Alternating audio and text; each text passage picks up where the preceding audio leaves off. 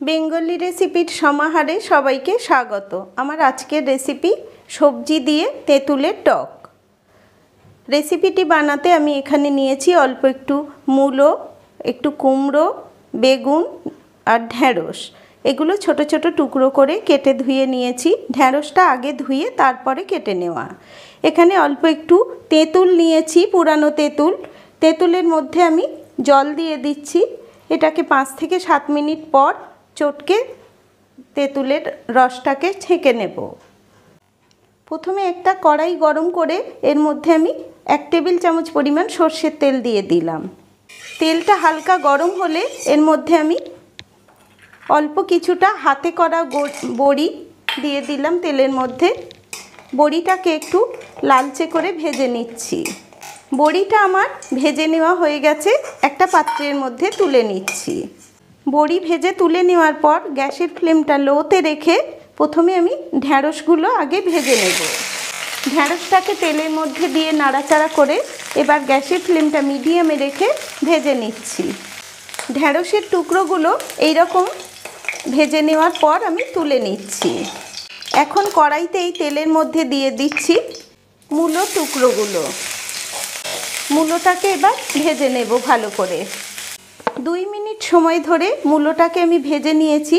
এখন এর মধ্যে দিয়ে দিচ্ছি কুমড়ো আর বেগুনের টুকরোগুলো। গ্যাসের ফ্লেমটা এখন মিডিয়ামে রেখেছি। একবার মিশিয়ে নিচ্ছি। এবার সমস্ত সবজিগুলোকে একটু ভেজে নিচ্ছি। 1.5 মিনিট সবজিগুলোকে ভেজে নেওয়ার পর এর মধ্যে অল্প একটু হলুদ গুঁড়ো দিয়ে দিলাম। দিয়ে দিচ্ছি একটু লবণ। আবারও একবার মিশিয়ে নিচ্ছি। এখন আমি কড়াইয়ের মাঝখানটা একটু ফাঁকা করে নিচ্ছি। এখানে অল্প একটু তেল দিয়ে দিচ্ছি, সর্ষের তেল। একটা শুকনো লঙ্কা ফাটিয়ে দিলাম আর অল্প একটু গোটা কালো সর্ষে ফোড়নের জন্য দিয়ে দিচ্ছি। ফোড়নটাকে কড়াইয়ের মাঝখানে হালকা করে এরকম ভেজে নিচ্ছি। ফোড়ন থেকে সুন্দর গন্ধ বেরোতে শুরু করলে সবজিগুলো ফোড়নের উপরে তুলে দিলাম। গ্যাসের ফ্লেমটা এখন হাইতে দিয়ে ফোড়নটার সঙ্গে সবজিগুলোকে নাড়াচাড়া করে মিশিয়ে নিয়ে এবার এর মধ্যে আমি 1 কাপ পরিমাণ জল দিয়ে দিলাম। গ্রেভিটা আমার ভালো মতো ফুটে উঠেছে। এখন এর মধ্যে ভেজে রাখা বড়িটা দিয়ে দিলাম। সবজির সঙ্গে বড়িটাকে এরকম মিশিয়ে নিয়ে চাপা দিয়ে সবজিগুলোকে সেদ্ধ হতে সময় দিচ্ছি।